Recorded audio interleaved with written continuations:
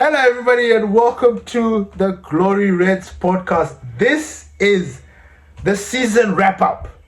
This is me reacting to my Premier League predictions. And tell you what, I don't know what I was smoking during beginning of the season, but oh my days, I had completely lost the plot. I mean, there's some things that I kind of got, but wow, when I look back and some of the things I said with my chest, I can't believe. I really can't believe. Oh my days, this is crazy. Anyway, let me not waste your time. Let's get straight into it. Now, I'm going to start with the relegated teams, right? I don't know where I got the balls to say that the newly promoted teams are all going to go back.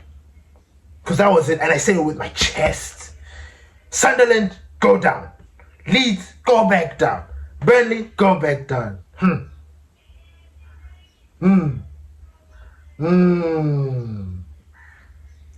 Sunderland was 7th. Leeds, I mean, I don't want to say they were fighting relegation, but they qualified. They stayed in the Premier League. The only team that went back down is Burnley. So I'm sitting here thinking to myself, oh Ben, shame on you. Shame on you. But I think, when I think about it actually, I think the Leeds and Sunderland were actually a surprise package. Sunderland first, because I don't think a lot of people expected Sunderland to achieve what they've achieved this season. I don't think anybody was expecting it. I don't think so. The way they started the season very, very, very strong. They made their home a fortress. They were a team that was difficult to beat. It wasn't just you go to Sunderland and smack them. It wasn't like that. Leeds, the second half of the season just turned into something else. They went on a run of winning games, and I think that boosted them and that helped them in this fight to stay in the Premier League. So, honestly, things could have actually happened that way, but I'm glad they proved me wrong, because at the day, this is football. Expect the unexpected.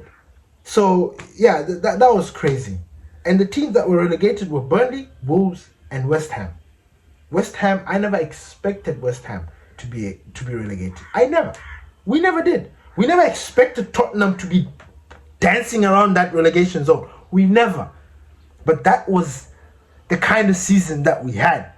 It's crazy. Moving on. I had predicted the cup winners, Carabao and the FA Cup. The Carabao Cup, guess who I had picked to win the Carabao Cup? Chelsea. I had picked Chelsea to win the Carabao Cup. And what happened? Who won it? Man City. Man City won the Carabao Cup easy. They floated. I mean, Pep Guardiola's sending off 2 trophies. Amazing. Amazing. And he's gone. Gone. The FA Cup, I said Arsenal will win it. And I even said, if there was ever a season that Arsenal wins something, it will be this season. And I thought to myself, maybe the FA Cup is the cup that these guys are going to win. Was I wrong? Boy, was I wrong. Man City took the FA Cup. Now moving into the big boys. The big boy. The Premier League. The team that I thought was going to win the Premier League. And again, I don't know what it is that I was smoking. I don't know what it is I was on. But I said Chelsea were going to win the Premier League. Honestly, I can defend that opinion. Obviously, a lot of things have transpired. Chelsea sacked Maresca. They went through this weird turbulence of getting managers. It was an up and down season for them. They had a lot of players that were off form. There were a lot of players that went through some stuff. injuries, blah blah blah. Delap wasn't the signing that they thought that it would be. They went through it. They went through it, honestly. And Chelsea has not even qualified for Europe. They were 10th. Can you imagine? The team that I actually predicted to win the Premier League are far away from it. Far away from it. Now, when you look at the season that Chelsea had moving into this, they just won the World Cup, the FIFA Club World Cup. They were so strong. And you know what? Now that I think about it, I should have anticipated it. Just like I've anticipated a lot of these players that have gone to the World Cup. I anticipate them to have a dip in form when they come back next season. Because there's just something about these competitions and how they affect players when they come back beginning of the season. Or there's some dip. Some are different. Some they hit the ground running. Bruno Fernandes. Some it takes time because there's that kind of like that fatigue, and then they don't get to experience that preseason. That they don't get that full preseason. So there's a little bit of a thing going on there. Chelsea, I truly believe that played a part. But the biggest role that caused Chelsea to have the worst kind of run was the sacking of Maresca. That was the biggest mistake. They were not doing too bad at the time they sacked Maresca. But because of their demand, they're trying to emulate what Abramovich used to have. You don't win titles, you don't do this, you get sacked. Todd Bowley doesn't know anything about that. Doesn't know anything about that life. The only thing that he did in that moment was cause chaos. Now, you sack Maresca, a manager that was loved by the players, that had already understood what the players wanted. You saw the behavior of the players, talking with disrespect about their new manager. Oh, they shouldn't have sacked this Maresca. When he sacked Maresca, this was that. You saw the moments, you saw the stories. Enzo, Cucurella, all these players talking about their futures and all of that, disrespecting the club. But that was only a reaction to them losing a manager that they loved. So I think the sacking of Maresca, together with the post-World Cup fatigue and all of that, played a huge role. Because you look at Cole Palmer. Cole Palmer this season was injured a lot. Why? He played a lot of football. The season before, he was on it. He was doing the business. World Cup, he was there, causing all sorts of chaos. Coming into the new season, he kind of broke down. People started calling him a fraud. This was a guy that won the Premier League Player of the Year his first season at Chelsea. He scored I don't know how many goals, provided I don't know how many assists. He was the main man. But because he had a dip in form, that affected Chelsea. So that's the only defense I'm going to give Chelsea. But the rest, bye, they can kiss my ass. Anyway, moving on. The top four. Actually, I predicted top five because in this case, I had put Manchester United in the mix because I was certain that Manchester United were going to make it into the top five. I was certain that Manchester United were going to qualify for Europe. I didn't know what it was going to be, whether it was going to be Champions League or Europa, but I was certain that Manchester United was going to qualify. I had my reasons. I said that this is the season. Because we're not playing in Europe, because we don't have a lot of games, it gives the players enough time to train and focus on the league. We're not already been because this was before the season. When we got eliminated from the Carabao Cup very early, it strengthened our chances of qualifying because we didn't have a lot of games to play. We didn't have these cups to think about. It was just the Premier League. We too went through our up and down. It wasn't we sacked our manager. Yes, Ruben Amorim was sacked, but it was not because of performances. Because when you look at the league at the time, we were not far off the top.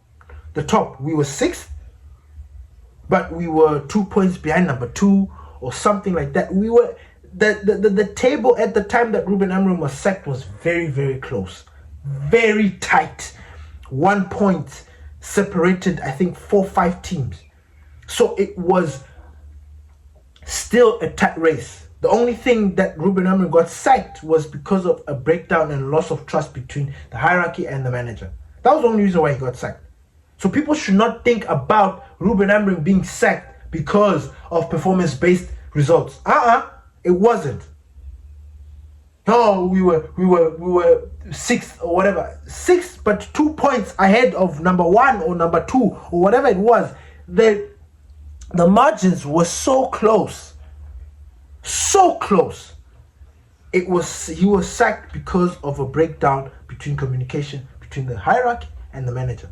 They lost each other's trust. They didn't trust each other anymore. That's why Ruben Amorim got sacked. He spoke out. He spoke out for us. In fact, when you think about it, Ruben Amorim actually saved the club in so many ways, and people never admit it. People call him Haramorim Ball. People have got negative connotations when it comes to Ruben Amorim. But what he did for the club is something that people are not really appreciating. They're not. Getting rid of Garnacho, who ended up being a toxic player, who ended up being flopping at Chelsea. Marcus Rashford, who was not trying to understand what was going on. I guess the only one that you can complain about was Kobe Mainoo. But Kobe Mainoo had a lion heart, man. Kobe Mainoo stayed true to himself. Not really. I lie, because I was against the way he was behaving. He's lucky he stayed. He was there, because he was also about to leave, but he was never going to be sold. Never. He was going to either go on loan, come back. He was never going to be sold. Kobe Mainoo is a prized asset at Manchester United. So, anyway, Manchester United, I predicted them to be 5th. Can you believe that? I disrespected my club. Can you imagine? I predicted them to be 5th. I predicted Man City to be 4th. I thought to myself, nah, not this season. Especially because Rodri has been a pivotal player for Man City. And people can deny this all they want. But Rodri, the fact that Rodri was missing since the beginning of the season played a part in Man City not clinching. He was injured. He was in and out. And that proved to be a problem. It did. They ended up having to go and get Cherky. You understand where I'm going? They had to make adjustments. Defenders got injured. Ruben Diaz was not the staple this season. You know, John Stones was injured a lot of the times. Ake was injured.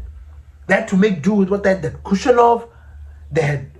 O'Reilly came into the picture. You know, they had to make do with what they had. But the pivotal player that they were missing the most was Rodri. And Rodri didn't start the season with them. And that is the reason why I didn't think Man City were going to win the Premier League. Because I felt like a lot of time would have passed before he came back and started helping them. And by that time, whoever it is that's in front would have already gone. I predicted Arsenal to be 3rd. And you know what? When I think about it, I was taking a piss. Honestly, I was taking a piss. I don't think they were going to win, but putting them in 3rd was actually, when I think about it, no, I wasn't taking a piss. I was actually serious because, number one, history had proven that Arsenal are bottlers, and they were going to bottle this season again. They were not going to, it just felt like it. I don't know why. Or maybe we just got so used to Arsenal bottling the season that it was very difficult to see them winning the Premier League. Maybe. But I predicted that they were going to be 3rd. Liverpool, I predicted that they were going to be 2nd. The spending that they... Fritz, Iketike, Isak, all the money that they spent, I'm like, Together with Salah, the form that Salah had the previous season, I was just thinking to myself, oh my days. These guys are just going to destroy us. These guys are going to be on fire again. Little did I know, that spending meant jack. It meant fuck all. because it actually kind of like destabilized the team. Not to mention that Salah was having a Salah didn't help the cause. He didn't. They had one of the worst seasons for the longest time. And Salah went in. He caused some of the issues.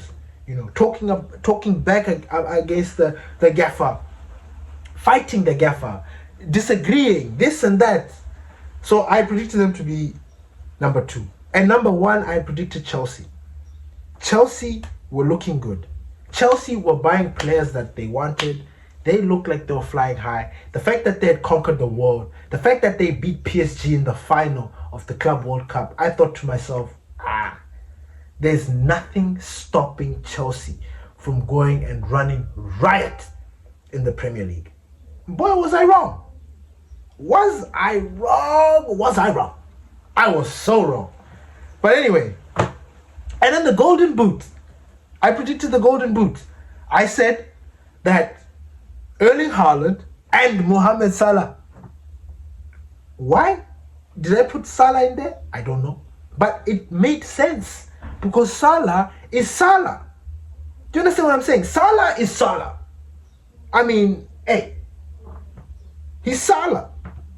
You know what I'm saying? Like, you don't expect Salah to have the season that he had. You don't. You didn't. We didn't see it coming. The season that he had before was electric. You just thought, okay, if Salah is going to leave Liverpool, he's going to leave with a bang. He's going to leave on a high note. I didn't expect Salah to have the season that he had. But at least I predicted Haaland, right? And then assists, top assists. I predicted Cole Palmer and Bruno Fernandes. Now, obviously, I predicted Palmer because we know Palmer in that number 10 position. Boy, he is lethal. I thought Chelsea, like I said, I thought Chelsea were going to be champions. I thought Chelsea were going to do the business. And the person that was going to be central to them doing the business was Cole Palmer, which is why I put him up there. But I also put Bruno Fernandes, top assist. And Bruno Fernandes actually went and broke the assist record. And I truly believe if there's anybody that's going to break his own assist, this assist is going to be Bruno Fernandes. I'm already predicting that now. Bruno Fernandes next season, in the system that we are playing, is going to break that assist record. Watch. Tell me, what do you guys think about my predictions? Was I crazy? Was I kind of in the mix? Did I try? Was it not bad? Was it bad? Tell me down in the comments, please. Thank you everybody for listening to the Glory Reds podcast.